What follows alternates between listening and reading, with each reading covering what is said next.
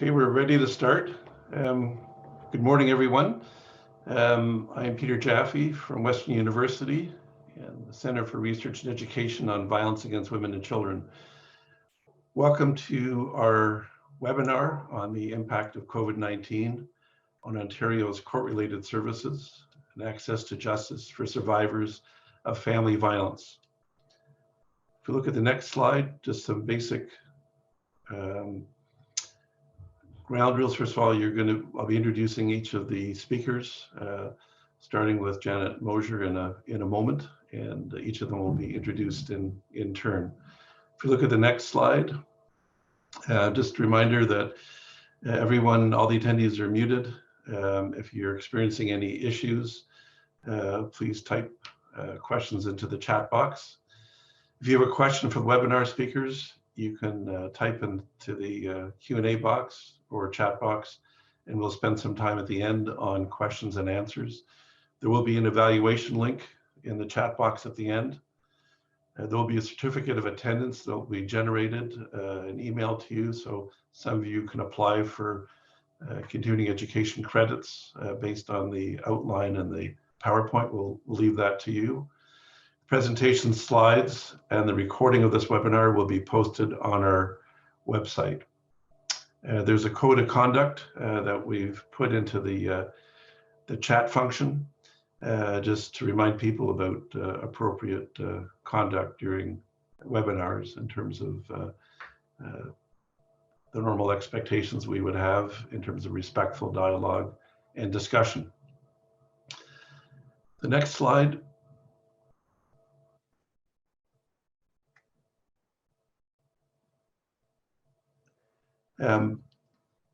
We're obviously hosting this webinar from London, but we're all over Canada, from coast to coast to coast, and we'd like you to think about the additional lands that you're currently situated on and join us in acknowledging and thanking generations of Indigenous people who've cared for these lands and in celebrating the continued strength and spirit of Indigenous people. The ongoing work to make the promise of truth and reconciliation real in our communities, in particular to bring justice for murdered and missing Indigenous women and girls across the country, should inform our discussions in this webinar and well beyond this webinar. Next slide, please. Our first speaker this morning is Janet Mosher. Welcome, Janet. Janet is the associate professor at Osgoode Hall Law School at York University. She's a co-founder and co-director of the Feminist Advocacy Ending Violence Against Women Clinical Program in partnership with the Barbara Schleifer Commemorative Clinic. She's a co-investigator in a research project exploring access to justice, barriers experienced by survivors of domestic violence when they must navigate multiple legal systems. And if you haven't read the paper, we'll put a link to it in our chat function. Welcome, Janet, and thank you for being here. Good morning, everyone, and thank you for that introduction, Peter. It's a real pleasure to participate in today's webinar. I will speak primarily to research undertaken with two of my colleagues, Professor Jennifer Koshan at the University of Calgary and Professor Wanda Weigers at the University of Saskatchewan. In that research, which we completed early last summer, we examined the then available evidence on COVID's impact on gender-based violence and on survivors' access to critical services and supports, including the justice system. As part of that project, we reviewed reported decisions in the period from mid-March to June 1st, 2020 in family, criminal, child welfare, and civil protection matters where an allegation of domestic violence or intimate partner violence had been made. And this review yielded 67 reported decisions. Over the past few weeks, I've done a very quick and by no means comprehensive updating of relevant literature and reported decisions, which I'll speak to in a moment. As academics examining published literature and case law, our entry point for inquiring into what has gone on or is going on in the context of COVID-19 and domestic violence is limited. There's so much more that is known by those on the front lines working with families involved in court proceedings. And so I'm very grateful to be part of a panel whose other members bring precisely that knowledge and expertise. A new slide. Let me begin by highlighting some of the emerging knowledge about COVID-19 and gender-based violence that will no doubt be familiar to many of you. As early as 2014, United Nations Women used the term pandemic to capture the global pervasiveness of violence against women and girls. The term shadow pandemic has been used more recently to capture the notion that there are two global pandemics wreaking havoc on the world at present: COVID-19 and gender-based violence. UN Women and other bodies have expressed concerns arising from the interplay of these two pandemics, highlighting both the increase in gender-based violence, especially intimate partner violence, that is correlated with the COVID-19 pandemic, and also the relative invisibility of the pandemic of gender-based violence, a pandemic worryingly overshadowed and neglected in the wake of COVID-19. The quote on the slide from UN Secretary General Guterres hints at both of these concerns, noting that many women under lockdown face violence where they should be safest. And he goes on to urge all governments to put women's safety first as they respond to the COVID-19 pandemic. As reflected in the UN Special Rapporteur on Women's Requests for Country Reports, putting women's safety first includes ensuring courts remain open and are providing protections and decisions in cases of domestic violence. New slide, please. Early reports regarding increases in gender-based violence surfaced in multiple news reports. The reports were local and often impressionistic, pointing to increases in the number of calls to shelters, domestic violence hotlines, and police services. Since then, in many jurisdictions, researchers have deployed various methodological approaches to capture a more complete and detailed picture. Consistent with these early reports, this research finds increases in both the prevalence and the severity of domestic violence. While the research that examines impacts on the violence experienced by women at the intersections of multiple systems of oppression is limited, that research shows especially acute impacts for Indigenous women, non-status women, women with disabilities, and low-income women. We also know that they have borne a disproportionate burden of COVID-19 in terms of rates of infection and morbidity, and in terms of job loss. Australian research has documented a rise in domestic violence trauma cases in hospital emergency rooms and increases in the severity of physical attacks. And UK research has shown an increase in intimate partner deaths. Given what we know about the correlation between many of the consequences of COVID-19 pandemic, for example, increases in unemployment, heightened stress, alcohol consumption, isolation, the increases in domestic violence and its severity are not unanticipated. It's important to note that the imprint of COVID-19 on families will be felt well beyond the declared end of the COVID-19 pandemic. And this has important implications for family law. So it's not only a question of what we are seeing now, but what we can anticipate materializing in the near future. New slide. I'll say more in a moment about coercive control, but here I simply want to note some of the COVID-19 specific tactics of coercion and control that have been documented in the literature.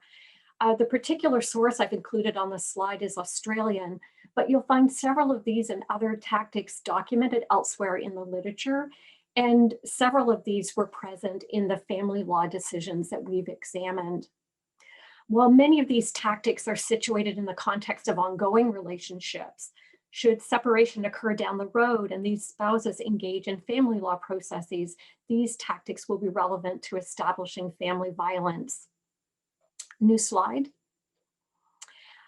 As will be obvious, and as my co-panelists will no doubt speak to in a great deal more detail, in the context of COVID-19, access to services for both survivors and perpetrators has been significantly impacted. This ranges from safety planning to counseling, shelters, medical care, and parenting support. Service providers have worked incredibly hard to pivot quickly and safely to primarily or exclusively remote delivery. But the digital divide and or perpetrator surveillance can make it difficult, in some cases impossible, for women to access services. The challenge in accessing services has, of course, significant and negative implications for the safety and well-being of survivors and their children, and as I'll come to shortly, also significant implications for family law proceedings. New slide. I've included here the definition of family violence from the Act to Amend the Divorce Act, which came into effect on March 1st, just over a week ago, and a near identical definition was introduced to the Children's Law Reform Act through the Moving Ontario Family Law Forward Act. What I want to emphasize here is the explicit recognition that family violence includes not only violent or threatening behavior, but also conduct that, quote, constitutes a pattern of coercive and controlling behavior, end quote. Evan Stark, a leading researcher and theorist of coercive control, likens coercive control to conditions of entrapment, and survivors have described coercive control as like living in a cage. Isolation is a key feature, as is the perpetrator's cultivation of their partner's material, social, and functional dependence. Stark also highlights the micro-regulation of gendered performances. Women are threatened, punished, belittled, humiliated for failing to perform as a good wife or good mother. Coercive control, we know, produces high levels of fear and stress and often leads to depression, anxiety, PTSD, and substance abuse. For children, exposure to the toxicity of coercive control can have profoundly negative and serious effects. A new slide, please. I certainly don't mean to suggest that in every case of coercive controlling violence, there's a risk of lethality, but Ontario's Domestic Violence Death Review Committee's identification of the risk factors associated with lethality reveals how important identifying coercive control is, especially in the context of an actual or pending separation, which you'll see is the second most common risk factor. But note from this list several other risk factors that are associated with coercive control, including obsessive behavior, sexual jealousy, threats to kill the victim, attempts to isolate the victim, control of most of the victim's daily activities. And note too that other risk factors are correlated with COVID impacts, unemployment, and excessive alcohol use.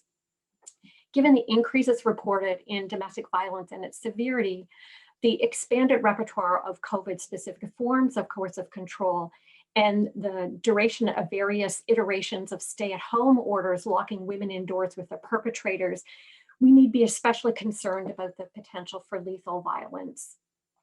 New slide. Where there is family violence, families are often, as you'll know, not only involved in family law proceedings, but criminal proceedings, child welfare investigations or proceedings, and for some, immigration or refugee law proceedings. These multiple legal domains interact in complex and multifaceted ways. As we might then surmise, COVID's impact on, say, criminal proceedings has ripple effects on family law proceedings. For example, delays in a criminal proceeding may mean that at the time an urgent motion is heard in family law, charges related to domestic violence haven't been dealt with. It's also the case that multiple services are routinely engaged, which we'll hear more about shortly, all of which have been impacted by COVID, and again, with ripple effects on family law proceedings. New slide. So what did our review of family law cases decided in the early weeks of the COVID pandemic reveal? The slide sets out some of the key principles established in two decisions which have been enormously influential, Thomas and Wohleber and Ribeiro and Wright.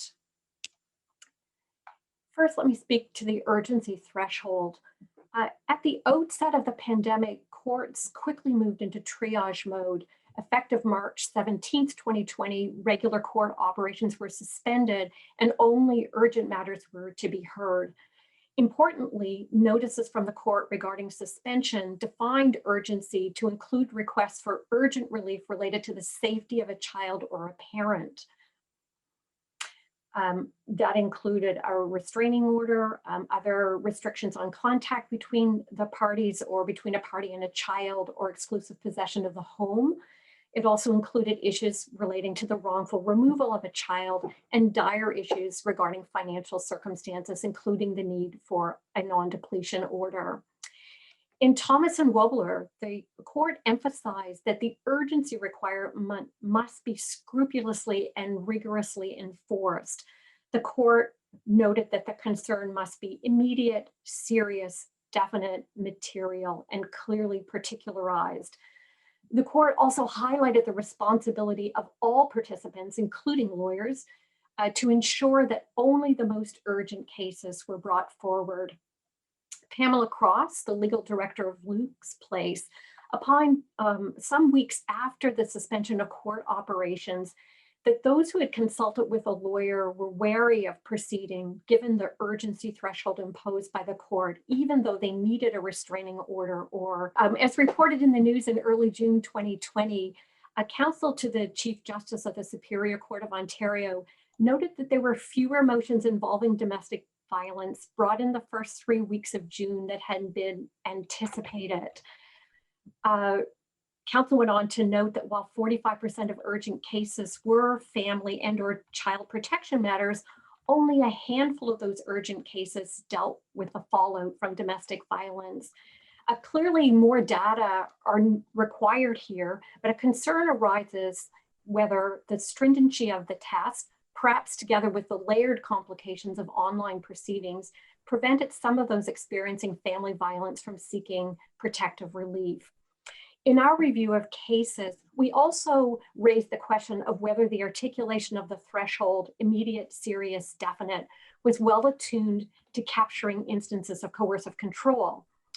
A long-standing critique of legal decision-making in cases of domestic violence, and indeed one the new legislative reforms seek to address, relates to the tendency to focus on discrete incidents of physical violence with inadequate attention to the tactics and patterns of coercive control.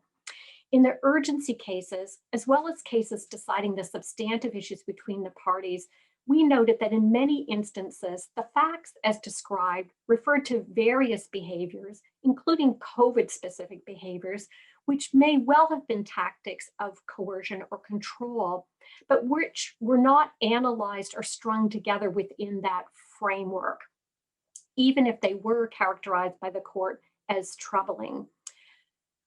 For example, in one case, the withholding of a child from the mother of on a COVID-related pretext, in which the courts have been very clear, you cannot withhold a child on a COVID-related pretext, but that withholding of the child wasn't connected to other facts in the case that could have been interpreted and analyzed and understood within a framing of coercive control or family violence.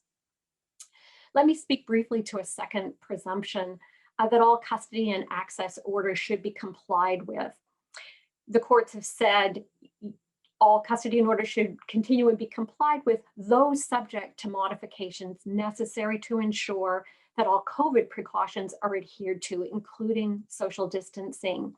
Here too, a question arises as to whether this operated or continues to operate to discourage those experiencing post-separation family violence from seeking changes to orders when safety issues exist for them and their children.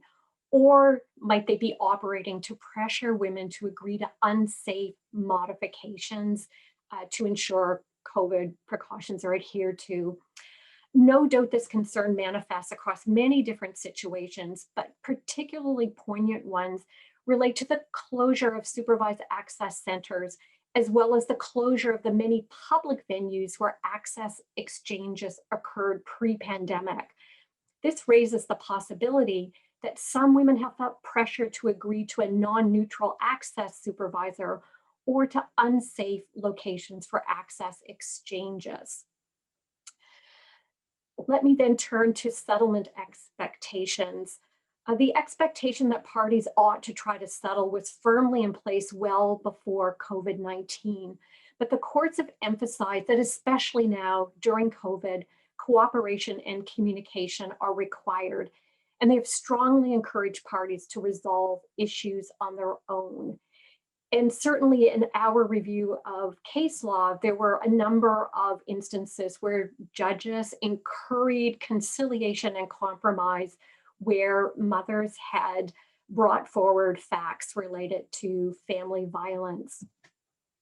In the consolidated notice to the profession of May 19th, 2020 regarding court operations, parties were strongly encouraged to consider using ministry-funded family mediation services to resolve their family law disputes.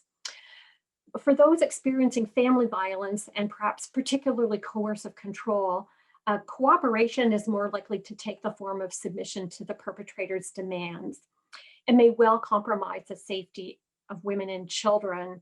Especially now, some families need greater protection. That is, they need access to court orders that take account of the family violence experienced during COVID-19. While more information is needed here, there is a good indication that there's been a significant increase in mediation and arbitration since mid-March last year. A recent article by a leading Canadian mediator implores the need for screening and monitoring related to domestic violence and power imbalances. And while this advice is very sound, importantly, Australian research highlights the challenges of administering screening tools for family violence online, and where cases are screened in, the challenges of monitoring for power imbalances during a mediation session. Let me just briefly speak to the maximum contact principle, and I know I'm almost out of time. There's no disputing that children's needs are heightened during the pandemic. However, the maximum contact principle has long been of concern in situations of family violence. While the principle urges the maximum contact consistent with the child's best interests, the concern relates to the inadequate attention sometimes paid to the safety of women and children and to the harms of ongoing exposure to family violence, including coercion and control. In many of the cases we reviewed, in determining issues of access, so questions of contact, allegations of domestic violence quickly dropped out of the harm calculus in favor of the balancing of harms associated with potential exposure to COVID-19 and the harms of being denied face-to-face contact with a parent. Final slide. And this I will only touch on very briefly because you will hear much more about this in the coming presentations. There have been, as one would anticipate, many challenges in marshaling evidence necessary to prove domestic violence in the context of COVID-19. And that's had significant implications in a number of respects, including on the outcomes of cases that are adjudicated. So in conclusion, let me just say, if we return to the UN Special Rapporteur on Women's request to offer a view as to whether family courts remained open and were providing protections and decisions in cases of domestic violence, I think we might answer yes, but there are many unanswered questions for which we need some data and analysis. And it's pretty clear that there is room for us to be doing better going forward. And I'll look forward to the opportunity and questions to speak to what some of those opportunities might be. Thank you very much. Thank you very much, Janet. If we look at the next slide, I will introduce Julie Lee. We have 4 panelists that are each going to present for 10 minutes and really bring both a local and provincial perspective on some of the challenges in terms of providing legal services, counseling services, supervised access, and also programs for abusers. We'll start with Julie. Julie brings considerable experience dealing with marginalized populations and high-risk survivors of family violence. She's involved at the university in terms of being a family law review counsel for community legal services at Western, actively involved in supervising Western clinical law students, and also worked actively as a sole practitioner with an emphasis on family law issues, particularly custody, parenting disputes, and child protection proceedings. Welcome, Julie. Thank you so much, Peter. Good morning to everybody. I need to start by saying I most humbly emphasize what Peter has said about this being a local perspective. I've looked at the participants. I am so pleased to see such representation from across Canada. I also see a significant representation from my friends at the bar. And indeed, we have some members of the bench that I'm so pleased to see. So most humbly, what I'm offering, and here, of course, as a lawyer is my waiver, this is information that comes directly from our practice at Community Legal Services at Western, which is a legal aid funded organization for the most vulnerable people in our communities. And as a result of that, I am not representative of the heterogeneous and widely diverse practice of family law. So I'm gonna be very clear that that's where we're coming from. I want to say that I don't want to dive into my presentation without acknowledging the law students that are working at our clinic. They number almost 50. They are full-time law students, and they take on, in the most brilliant, careful, humble, inclusive, and intersectional aware way responsibilities for pretty complex matters. And they are yo women and yo men. So I just want to do a yo for them. Okay, I want to give you a brief overview. I've said that our clients are all legally aided or legal aid eligible. What's unique about this legal aid funding is that there's no certificate. In other words, there's not a limit of 10 hours or 12 hours or 19 hours for the work of the family law proceeding. We do as much as we can. I can indicate to you that when we build out a bill of costs on a recent file that involved a great deal of work, our client, their first language was not English. It required a lengthy period of time for interpretation and for listening and for safety assessments and safety actualization.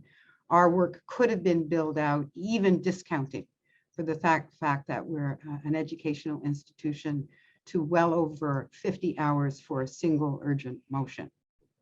75% of our clients are racialized. All of them are impoverished.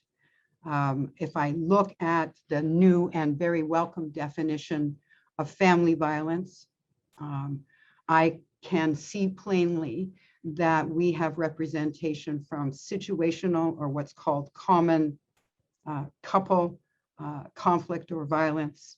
We have representation for resistance-based violence, where one of our clients is herself charged with assault, having been embedded in a long-term situation of coercive control and abuse by her male partner in a cis relationship. We have representation very clearly being not just situational, but at the basis, at the root of a separation, what I'd like to call the volcanic time in potentially a family law case, and certainly in the lives of our clients.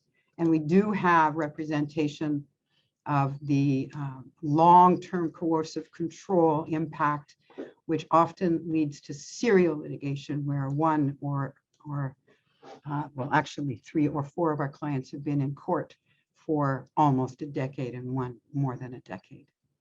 I want to acknowledge, before talking about the impacts of the pandemic to the problems before the pandemic, what I need to notice is that before this pandemic, I think every participant, from litigant to social work supports to judges, I know that they very candidly acknowledge this, and lawyers will say that it's been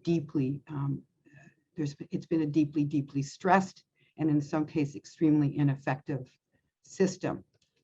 Some of the characteristics of that are a chronic and painful disconnect between what a survivor of family violence would be seeking as what's called justice and what justice is actually jurisdictionally available in family court processes. So there's that huge disconnect, and there's still quite a conversation to be had about that. The systemic delays and backlog. I was pleased to attend a town hall with this province's senior family law justice, Her Honor Justice Suzanne Stevenson, and when asked about the backlog, was forthcoming to the extent to which she acknowledged that the previous existing backlog had either doubled and or tripled. At least that's what's set out in the minutes. Complaints about insensitivity pre-exist the pandemic, especially with respect to a lack of trauma-informed engagement, both on a client-lawyer basis as well as in the court itself. The complexity of the paperwork, I akin that to opening an exam when you open a blank family law form and you haven't been in class for the year before the exam. That can be just terrifying. The high cost of representation, serial litigation, as I've indicated, and the fact that most of what I'm dealing with and we're dealing with in family law has to do with children, and that the impact of these court proceedings and the delays on children should not ever be minimized. Okay, I've lost track of time. I had a nice timer on, so I'm quickly moving to the pandemic, the emergency 1 year ago. Of course, we know that all court activities were suspended, that famous day in March. Notices to the lawyers, to the profession, to the court offices were coming every couple of days. There were heroes and heroines in the court office. I have 4 minutes, thanks, Pete. Working probably around the clock. I want to acknowledge the work that they were doing. All paper files were no longer accessible, and the court office, given the administration of justice and the Attorney General and its jurisdiction there, and our bench knew that there was an emergency and responded very quickly. With 4 minutes, I'm going to bump up to what we've seen is in, I'm not going to talk about the process in between March and now, except to say that, again, our senior justice well and aptly described this process as struggling to function. So I would ask you to consider what's happened since the pandemic, that we have those activities where the court and those responsible for the administration of justice, the attorneys general, are trying to re-platform and create access to justice and to function, while at the same time looking at the administration of justice and actually all of the problems I've articulated, looking for opportunities to remedy, ameliorate, and to take new ground. What is firmly understood is that there's that the most impoverished, least connected to the state and or finances, and the most isolated have been left in the dust in this pandemic. That's recognized. I hear that from the bench all the time. We need to be pressing our Ministry of the Attorney General in order to, on an emergency basis, do something about people who are left at telephone booths calling in for child protection or have no access through a telephone or a computer screen at all. I will note, as I know I probably have 2 minutes, some positive impact. Triage is being talked about seriously. I would say that triage happens both in terms of the struggle to function, but I would say there's a broader conversation about the need to consider seriously triage in family law on an ongoing basis and to reconstitute our family law system accordingly. I would say there have been brilliant opportunities Interpretation right now for our clients who do not speak English is really accessible on an urgent basis. Yesterday, we did a long triage urgent interview with a client for a first time, 3 hours of the interpreter's time. It was scheduled within 2 days. Before, the interpreter attended, of course, in person, and we may have had to wait 2 weeks for that. I would say that we have the barriers with respect to moms at home with kids. If they have Zoom and they have a tablet, they're able to do this work with us on an ongoing basis. So there's huge opportunities. There are new legislative changes, which I think are real opportunities that may be now starting to fly in formation with the intent that I hear clearly from the bench, less clearly from the government, to remedy what's been a problem for far too long. I need to finish. Thank you very much, Julie. Just noticing there's a comment in the chat function about recent research being done by Nick Balla and Rachel Birnbaum and Claire Houston. We can post that in the chat function. We look at the next slide. I'll introduce AnnaLise Trudell, who's Manager of Education, Training and Research at Anova. For those of you not familiar with the name, Anova was formerly the London Women's Community House and Sexual Assault Center that combined into one new organization. AnnaLise oversees curriculum development and evaluation of anti-violence programming and is actively involved in professional training, including training with lawyers. Welcome, AnnaLise, and look forward to your comments. Thank you. So I'm speaking today about the impact of COVID on gender-based violence or violence against women services, and really quite specifically actually shelter services. Next slide.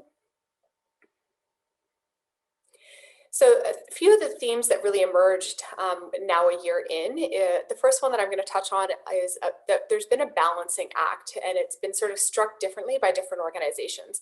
And that's a balancing between a trauma and violence-informed care approach and the health recommendations, and sort of assessing which risk is larger.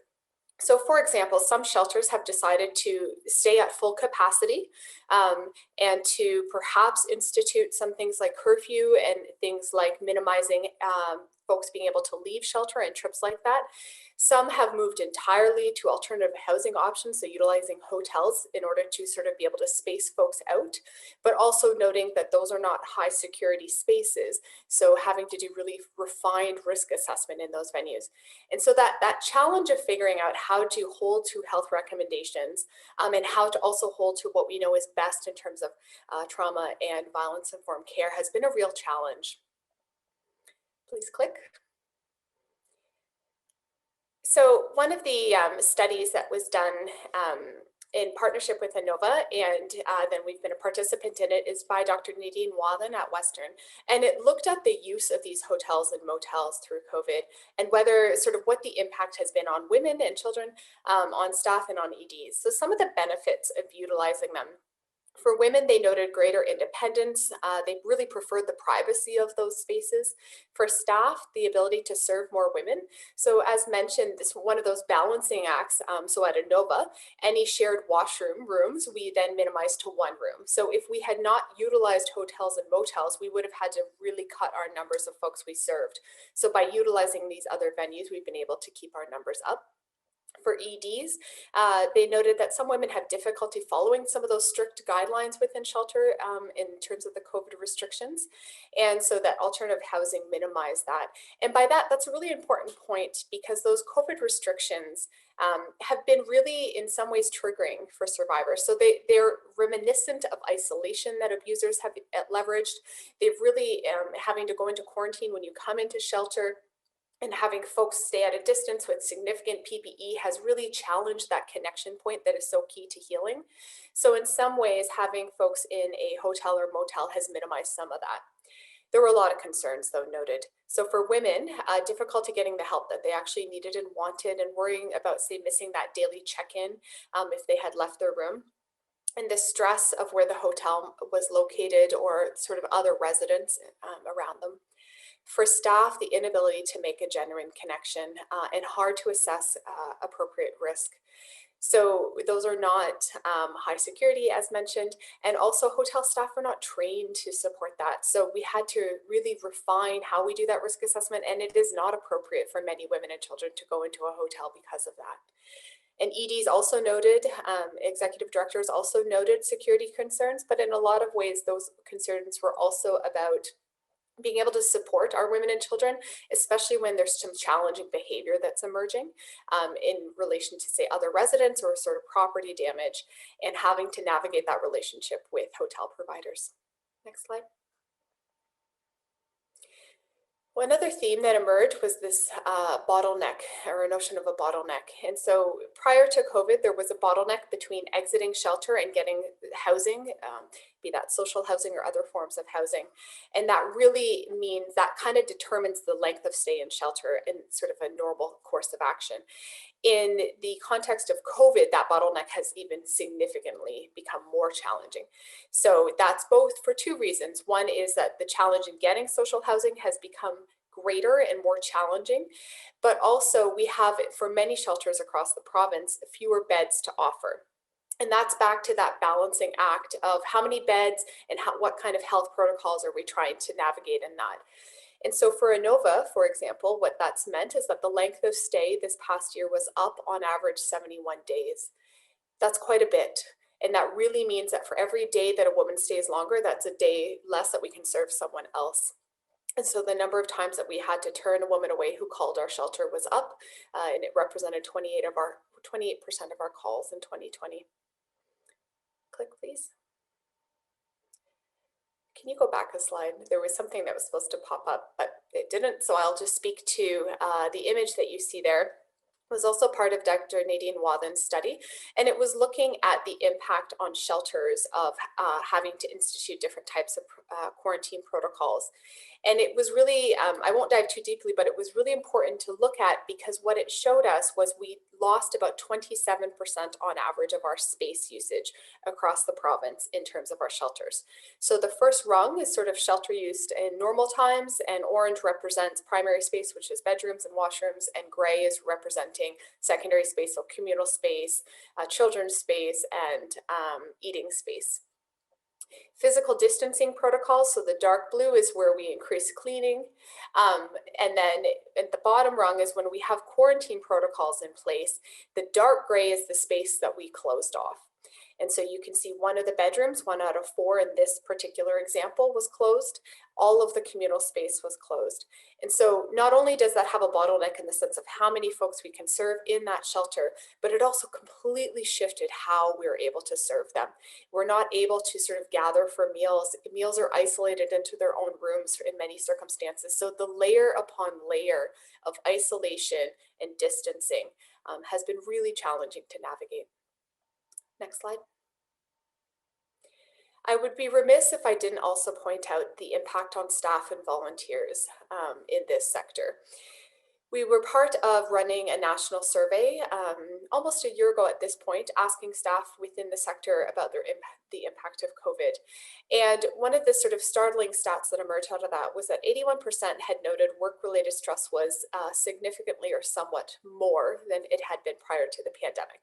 Now, if you're not sort of working in a shelter context, that might not seem that surprising. I think we've all seen an increase in stress during COVID. What's, I think, specific to the sector is that this sector at the best of times is a really stressful sort of space. So you show up to work at a shelter, and from one moment to the next, you might have violent behavior emerge where you're having to employ de-escalation tactics. You may have to engage the police to come into shelter. You might get a phone call that someone, sort of their children and them, need to escape right in that moment. You don't know what your day is going to face, and your day is inherently going to face stress at the best of times. So to see an 81% increase was pretty startling and significant, and that's a big burden to carry. And I think part of the unsort of spoken part of this was also folks working at home, doing counseling work in particular. And this quote has stuck with me for months. Working for survivors of sexual abuse, you hear a lot of horrible stories every day. And since COVID hit, I had to invite those stories into my home. My entire living space has been slimed with stories of sexual violence, making it hard to leave work at work. I think about them more often. I feel like I can't escape. It isn't like working from home for lots of us. Doing counseling in your own space is incredibly challenging and perhaps even triggering to your own experiences. So that's an important thing to note on the sector. If you'd like to know more, that report can be found on our website as well. Thank you.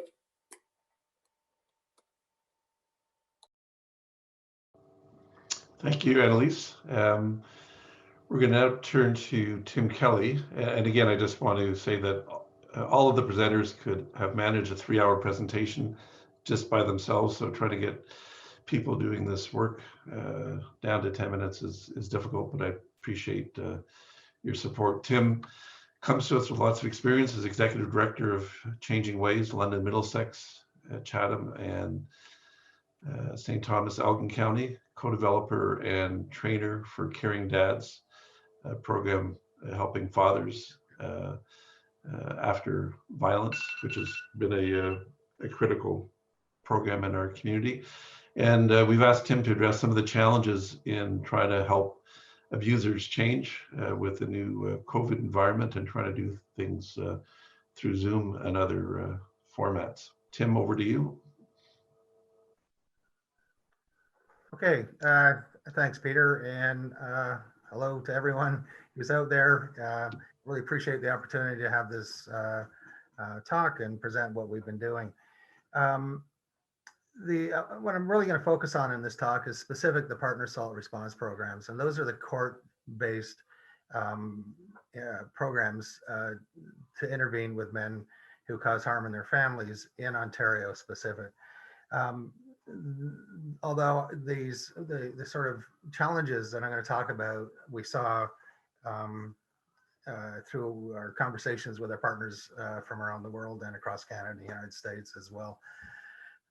Anyways, the other piece that I do, which for the last 2 years, I've been on a secondment, a half-time secondment with the Oxford Children's Aid Society, managing the family service counseling program that's embedded within the Children's Aid Society in Oxford. So that program offers PAR programming, offers court support work. There's a variety of different aspects to it. So it's given me this sort of interesting view into the sort of intersection between, you know, what's been happening in child welfare, what's been happening in the criminal justice court and family courts. Next, please. What we realized really early on in this was we needed to shift pretty quickly and try to figure out how to support the men that we're working with. So I'm talking specifically about cisgender men in cis relationships in this particular talk. But what we realized, we were no longer going to be targeting behavior change, and our goal really began to focus on risk, understanding risk, and trying to impact risk as much as possible. So refocusing on monitoring risk and addressing the immediate needs that are related to that. So how we did that was initially, before we were really puzzling through for a month or so in terms of how to do sort of virtual meetings. There was a lot of debate amongst members of the PAR Alliance and in Ontario as well as others. But the safety, the concerns, the dangerousness of doing Zoom meetings. But what we ended up doing was increase our contact with the men that were sent to us, as well as significantly increase our outreach to the survivor, partner, victims that were there. And really, what we were trying to do was get in front of what we were seeing in sort of real time, this huge shift in dynamic risks that were taking place within the families that we work with. So whether the families were intact and living with the perpetrator in the family, or they were separated and the issues that were happening related to those separations, and the isolation has been identified a number of the sort of risk factors that we were attending to at the same time as we were also trying to figure out, how do we do this work? And, early on in this, there was, we made a number of outreaches to the Attorney General's office on what their direction, what their suggestions were. And it was a challenge to get any sort of communication back from them early on in what we're to do. So we're really at this point, so I'm talking about March into early April, towards the end of April, we were really trying to sort this out on the fly as we were going forward. Next slide, please. So how we adjusted the work, and I talked a little bit about that, but I think what was important for us to figure out, a way of monitoring. So when we had them in our groups, they would come in weekly into the group. There was a process of both monitoring and working towards change. This became really monitoring risk and working towards that. So with in the two agencies that I work in, what we started to do was make a mandatory call in from the men. So they were scheduled to call in. They would spend a significant amount of time with the counselors, going through identifying risk, working on safety plans to keep everyone in their life safe. And while those phone calls were happening, we were able to schedule those. The partner contact were able to also follow up.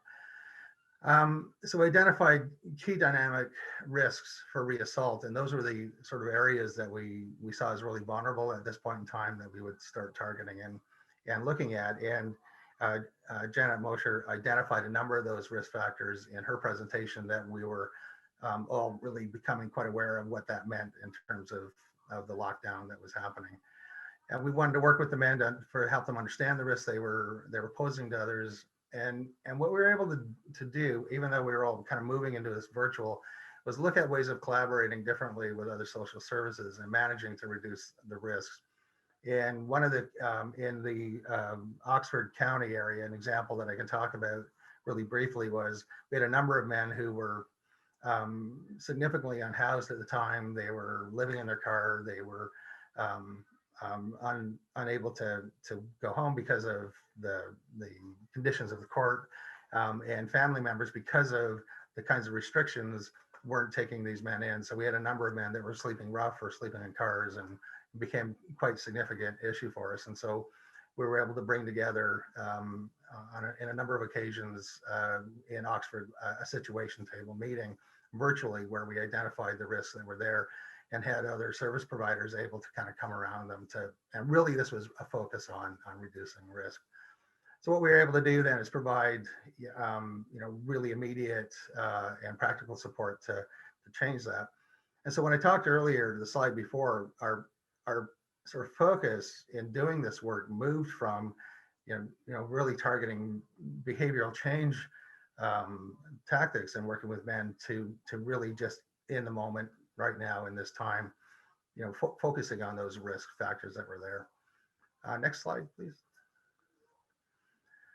So we developed some principles for us to work with. So I want to kind of talk about where the sort of places that this took place in the PAR world in Ontario. There are three basic organizations that have membership of PAR programs. The PAR Alliance, which has roughly 35 member agencies involved with that. There's Family Service Ontario, and then John Howard Society.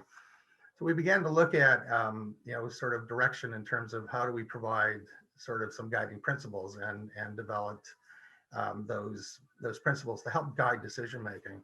So response to COVID, looking at the safety of victims, partners, or survivors became not only a paramount focus of what we did. It's always a part of what we've been doing, but it became the focus of the work for us. So the program changed to inform that sort of safety, and not to necessarily expedite what's going on in the criminal justice system. So as we were trying to figure these pieces out, what we were experiencing from the criminal justice system in all of our communities was this scramble to figure out how to deal with cases as they were coming up in the courts. I could talk for another hour and a half on what that interface was like for us. But what we ended up doing was developing risk assessments and risk management strategies and ways of engaging with men using lethality and risk assessments to identify those things. And then what we also, again, as I said earlier, really began to develop these much stronger relationships with our communities that would provide other kinds of supports while we were working with him. Next. So where we landed after about a month and a half of doing individual focus was a number of us started to experiment a bit with virtual groups. And what we wanted to do was try to figure out what those groups look like. I got a minute left, Peter. Oh my God, that was fast. Okay, so what we did with virtual groups with men who didn't have access to technology, we were able to use some additional funds that we received from the government by this time to purchase some basic throwaway tablets, and we provided those for the men who couldn't access who didn't have access at home for that. We set up a number of sort of conditions for providing that safely in a home. And if those conditions weren't able to be met, then we continued to do an individual supervision with them. We limited the groups to 8 participants in a Zoom setting, and we limited it to 1-hour sessions within a 1-hour follow-up. And then sort of minimum ongoing contact in addition to the groups with the men. And really, again, the focus was trying to manage and maintain some safety in terms of what was happening for them. Next slide. Right. So in terms of the outreach, the partner contact work, there was an immediate recognition of the risks. And many of them were, as Janet identified, were living in the home with the offender that was there, and they were quarantined to be there. We understood that sort of risk that was happening there, so we changed our protocols and our work with them, increased the contact and made it a 2-way contact for the women to reach out when that was available. And these, for many of the partner survivors, this became through this period and is ongoing even now, a fairly significant lifeline to an outside a person that had a reason to have that contact with them. Next, I think that should be almost done. Yeah, so I kind of talked a bit about this where we did the regular check-ins, we used Zoom meetings, and we're still doing that work right now, and we're trying to figure out how we're kind of transitioning perhaps back to in-person. So I just got the cane thrown at me from Peter to wrap up. So I will end now on that. Thanks. Thanks, Tim, and we'll get back to your question period, because I know there are lots of questions that are going to arise from the presentations. Last but not least, Amanda Bruyns. Obviously, children are often an afterthought in many of these proceedings, but obviously a critical resource are supervised access programs. Amanda is a program coordinator for Merrymount Children's Services in London, and she assists families who are going through separation, divorce, who are often court ordered to have supervised access. So Amanda, over to you. Thank you so much. I will speak to the challenges that supervised access has had providing safety in family violence cases. So just going to provide a little bit of background information about the Supervised Access Program. So in 1992, the Supervised Access Program began as a pilot project with ministry-funded centers in 14 court districts across Ontario. Court districts included and are still active today. So those include Belleville, Brantford, Cornwall, Durham, Kitchener, London, Midland, North Bay, Peel, Rainy River, Sault Ste. Marie, Toronto, Windsor, and York. So those were the main pilot project locations.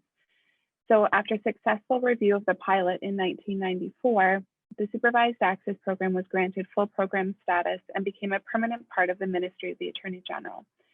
From 2000 to 2003, there was a significant expansion. The program became province-wide, available in all 52 court districts across Ontario. In 2021, there was program database development, and it launched to become technology enabled.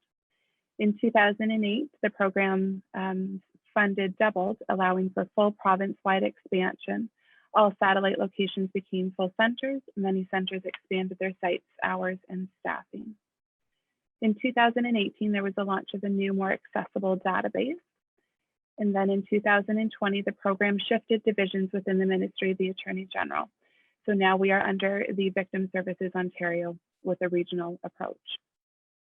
Next slide, please. On March 17th, 2020, we ended up stopping providing the in-person services to families in our program due to the pandemic. So clients that were already utilizing the program were informed that in-person services would be reevaluated at the beginning of April. Then in May, clients were told that no in-person services were being offered at that time, and they would be contacted once in-person services were able to resume. Clients already utilizing the program were offered virtual access, which included monitored email correspondence, monitored phone access, and monitored video access. So coordinators across Ontario were searching and testing different platforms to use to facilitate parenting time appointments, as limited centers were offering virtual type access prior to the pandemic. So arranging technology and devices, training for staff, electronic note-taking were amongst the challenges at that time. There was many considerations provided and given for facilitating virtual access where domestic violence presented in those situations. They required specific attention, such as the residential parent may have had concerns of hearing the non-residential parent's voice in their home during parent-child contact. The residential parent thought that the non-residential parent would get their contact information. Bail and no contact order restrictions limited parent-child contact. Residential and non-residential parents were concerned of being recorded during the parent-child contact, and at times children were too young to participate in the access on their own, needing the assistance of another adult, which typically wasn't suitable. So other challenges included clients that may not have had access to internet, no access to an electronic device, and or not enough minutes on their phone to have this facilitated. The safety measures that were taken with staff and clients if the connection was interrupted during those access appointments, and just about in London specifically, there was less than a handful of families used the virtual access options. So we found that due to issues relating to domestic violence, most families were not suitable for this type of access due to current no contact conditions. One parent may have agreed to the virtual access, but the other parent was not agreeable due to the conflict that was present in that situation. The program was closed for the in-person services, and while this was taking place, some families facilitated their own virtual access on their own. So that would have been either through FaceTime, game chats, and exchange transfers facilitated in the community.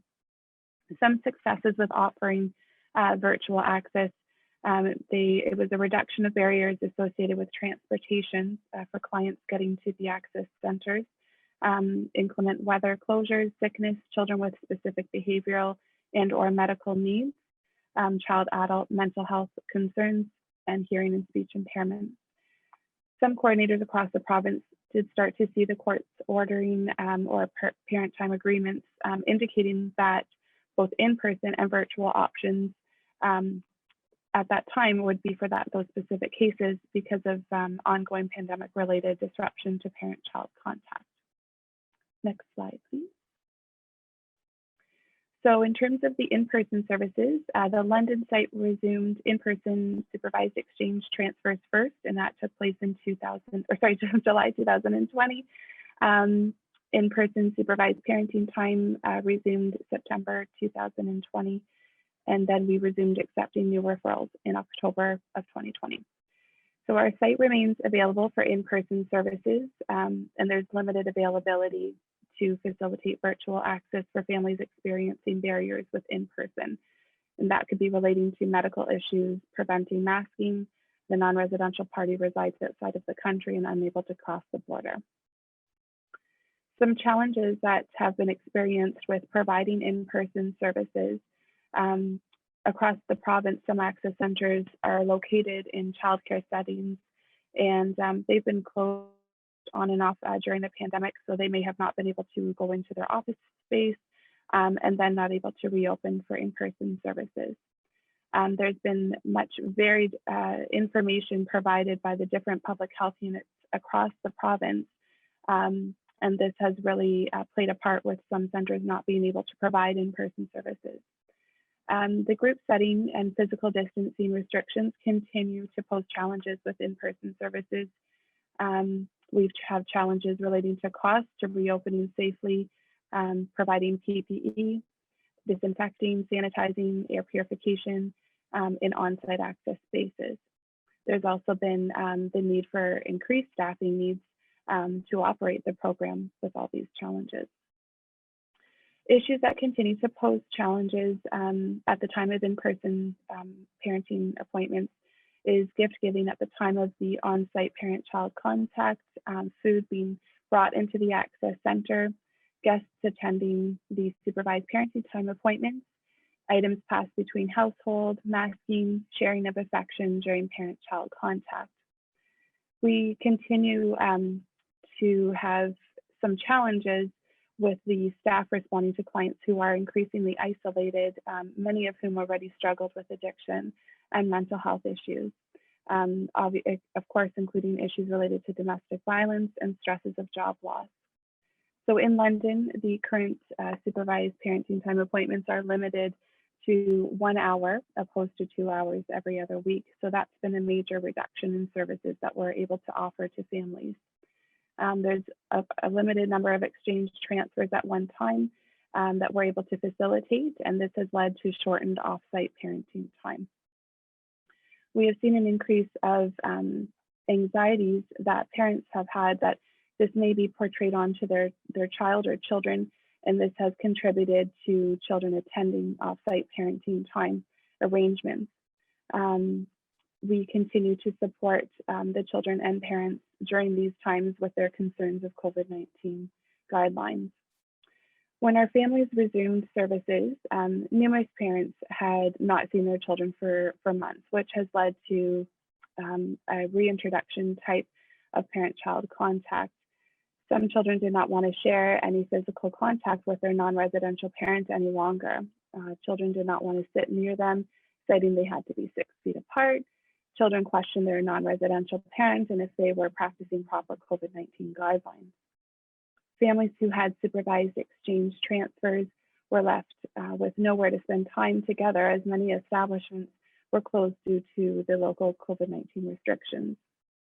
We've seen residential parents not agreeable to continue with parenting time arrangements due to non-residential parents potentially coming from a hotspot area. We have seen many families whom were scheduled for settlement conference, family and or court dates, trials, which they have experienced many delays in accessing justice. Families have tried to make parenting time arrangements work on their own in the community as we're starting to receive new referrals into the program. Unfortunately, this has led to children witnessing the conflict between their parents at the time of access arrangements and at times witnessing abusive situations and or police involvement. So the program continues to manage day to day with the ongoing needs to be flexible. Thank you.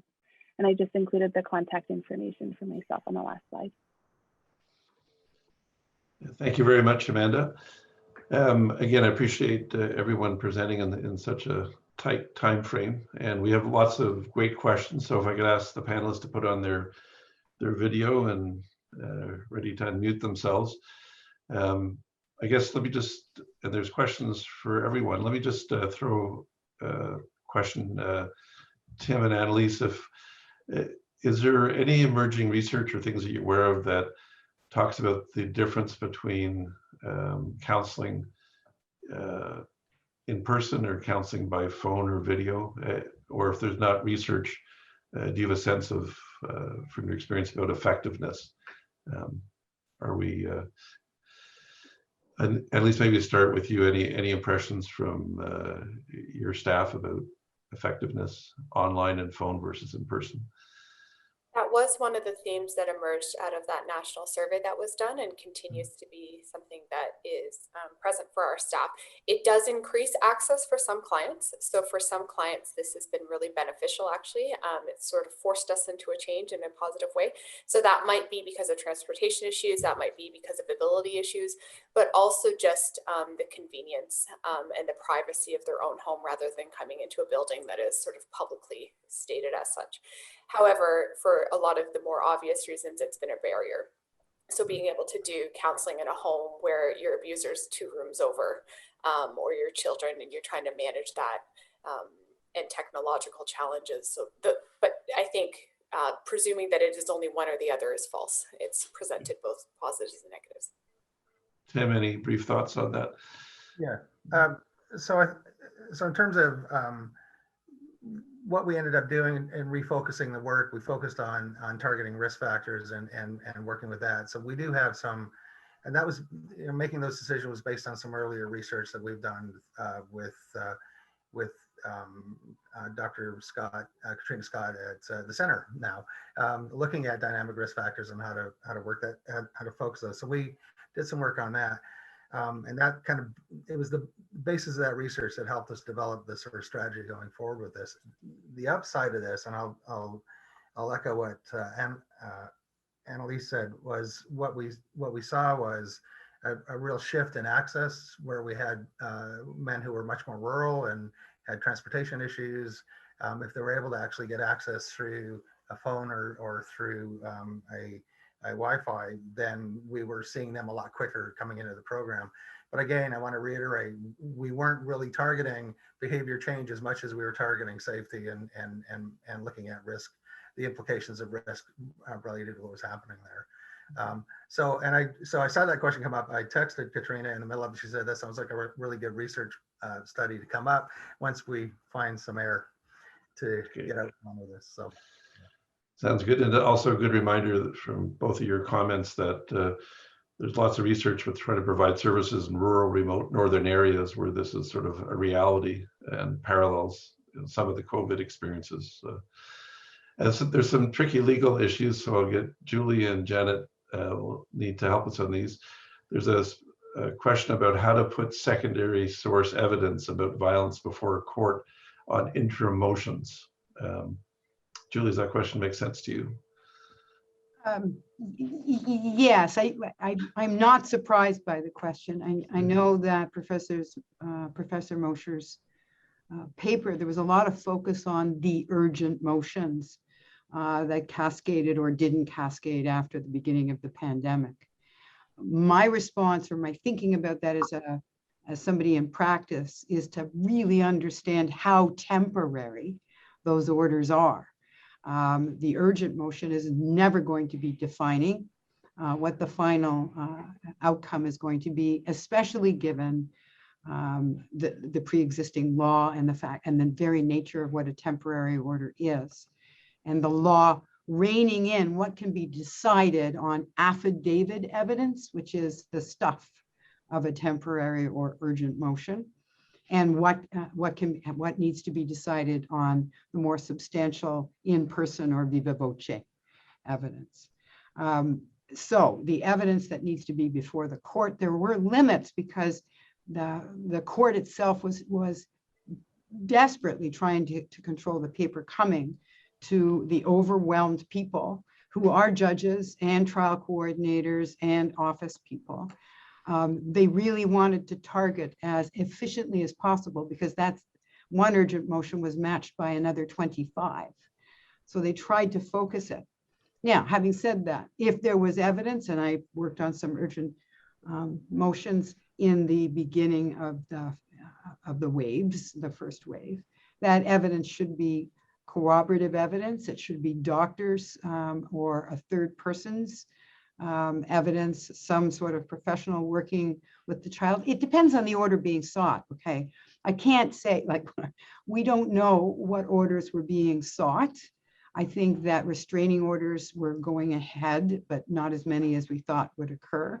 But then there was a lot of motions about parenting arrangements, and the status quo had to be examined, and the risks, there needed to be good evidence in affidavit form. Am I helping with that, or just confusing it more? Helps me, but I'm not a lawyer. So, Ah, Janet, anything to add to that, or I'm happy to move on to the next question? Yeah, only just to add very briefly, I think one of the challenges too was, and continues to be, how one actually gets the kind of corroborative evidence that is important often in these cases, especially where there's an allegation of domestic violence, because it's often met with an absolute denial, or it's met with a refutation, which is actually, I am the victim. And so you often have competing affidavit evidence, and other sources of potentially corroborative evidence is really important. And I think this is a challenge generally in cases involving allegations of domestic violence, heightened during the pandemic, because being able to access things like medical records, or a complete child welfare investigation, or a report from the Office of the Children's Lawyer, all made much more difficult, and often longer delays. And I think the longer delays in getting to a final adjudication, if it's at a trial or a summary judgment motion, is also important, because it means that there's a status quo that exists for a longer period of time, and that will be relevant to the ultimate determination too. So I will leave it at that, and we're time for other questions. Can I just add one thing, that a lot of people that we were seeing desperate about these issues, and recognizing the barriers around working with agencies to get third-person documents, started to resort, and I'm very concerned about this, to social media and videotaping children, which is, from my point of view, an outrageously inappropriate thing to be doing. So people who are desperate, and we are people struggling, we're doing inappropriate things. And given the pivot, oh, I hate that word so much, the pivot to technology, it started to focus and pierce any kind of boundaries that we need around our kids. So I just want to flag that that may be a problem as well. Okay. There's a related question, and that's the pressure on settlement. And particularly there's a question about the increasing and pressure to be involved in family court settlement conferences.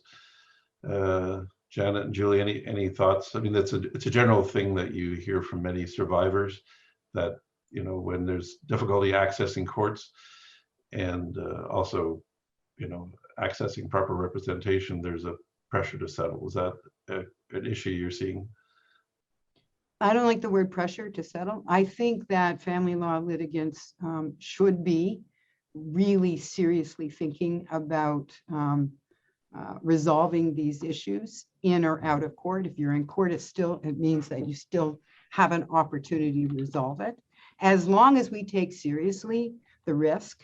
And I think that a professional, family law professional, should never, ever be looking at terms for settlement or for mediation without taking that seriously. But I'm in the crowd that firmly believes that there needs to be reasonable resolutions, and there may be there's way too many situations where the litigation itself, without settling, just creates impossible situations for both mom and dad in a situation, and also for the children. So pressure is not okay.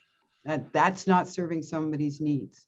But seriously, returning to that question is important, and giving options are as well. Janet, any thoughts? And again, not using the appropriate pressure, but were the risks present with family violence may be minimized in order to find a settlement? Yeah, so I also want to respond. Someone helpfully posted into the comment as well that the May 19th directive from the courts that included information about access to mediation services, it did indicate where mediation is appropriate. And where mediation is appropriate is a question that I think has been debated for decades now, actually. And there are real concerns about the appropriateness of mediation in cases where you have significant inequalities of power. And I think related to that, some really significant concerns where what has characterized the relationship to date is coercive control. And we do have a huge body of research now trying to evaluate the efficacy of different kinds of screening tools. And I think that research has progressed us in significant ways, but we're still, it's certainly not, we don't have any kind of perfect tools, but how well are mediators trained in those tools and how commonly are they used, I think is an open question. And then inside of the mediation process, even if you've decided something should be screened in, how effective are strategies to address inequalities of power inside of the mediation process? So it's absolutely true that litigation can be enormously problematic when deployed at the hands of a coercive controller. We know about litigation stalking and abuse. So it's not as though litigation presents necessarily a wonderful answer for women who are survivors of abuse, but it does require that I think all lawyers and mediators and judges, everybody who's participating in helping families come to a safe resolution, have a really in-depth understanding of domestic violence, its dynamics, its consequences, etc. So yeah, there's not an easy solution here, but knowledge is really important. Okay. Just one last legal question, that's a theme about the impact on support payments. Obviously, COVID, has had a dramatic impact on jobs, and therefore an issue around appropriate level of support payments, and again, potentially trying to find resolution in very difficult times. Julie, any thoughts about? Me and my amazing student team have just recently researched the issue of the impact of COVID on obligations to pay child support. The CRB has not been ruled, and there's 1 or 2 cases as not income. It is an income replacement, and it's seen by the court that made these decisions. So the obligation to pay child support, if the income is replaced income, remains. The law with respect to determining how much it should be remains something that is set out in the child support guidelines. I'm of the school that the guidelines are there. They're going to be referred to by the court and or other authorities. Mediating or negotiating child support, that should have gone away a long time ago, because these the federal child support guidelines are there, and they're there for a reason, and they're rationalized, I think, quite appropriately. If there's specific circumstances related to income, etc., those, in all of these cases, it's always nuanced by what the individual circumstances are, but generally the guideline table applies. Just a couple of questions about supervised access. So Amanda, and you might want to pass on this question, was there any discussion about supervised access being seen as an essential service prior to the shutdown? That question came in, and so I was kind of pondering that question, and I don't think we questioned the essential service of supervised access, that we never questioned that it was not essential prior to this pandemic. It definitely, in our communication with our local health units across Ontario, we were definitely put in a position to advocate on behalf of the supervised access program. And we wanted to deem it essential so that we were able to continue providing in-person services. Okay, this may be a question for your AnnaLise and Amanda. Are you seeing cases where if supervised access isn't available in the form that people require, they have to decide either unsupervised or no access, which would be obviously a dilemma both for the courts and the parents? AnnaLise, any cases you're seeing through Anova in terms of people being asked to compromise about unsafe access arrangements? No, and we would really refer to our colleagues at Merrymount and folks who specialize in that. Amanda, are you ever between a rock and a hard place where you're in the middle of a discussion where it's either no access or something that makes you nervous? I think the I'm going to label that as anxieties that parents have felt with in-person services has escalated. but I know we've had some referrals across Ontario from areas that are not open for in-person services for supervised access, and those cases being referred out of those court districts. So to the access centers that are open for in-person. Okay. I'm seeing that it's noontime, so we should wrap up. There's a evaluation link that you can see and complete. We're going to distribute a recording. We'll post a recording of this session. And also we may call on the panelists to try to answer questions. We may circulate questions that we can post more complete answers to the extent that those answers are possible. I want to thank Amanda and Tim, Julie, Janet, and AnnaLise for working within very tight time frames. I think it's been a really very helpful and rich discussion, and obviously one that if we had all day or 2 days in a row, we would certainly keep going, because there's lots of obviously controversial issues. So thank you for your contribution. And I think, you know, the pandemic is not going away quickly. I think we're all optimistic that we'll all be vaccinated by the fall. And if all goes well with the supplies, especially the older professors who are most in need. But certainly the pandemic will continue in one form or another, with obviously concern about variants. And even when it's over for some people, there'll continue to be anxiety. So I think one of the things that we're all looking forward to seeing, whether some of the new things we learned will continue as new practices. And so many people may find the innovations will carry on. So thank you all for attending, and thank you for participants for your comments and questions. And to the panelists, we'll have a separate Zoom link if we want to debrief for a few minutes. It'll be emailed to you if you have time to join for a separate Zoom meeting. Otherwise, thank you all very much, and have a good rest of the day.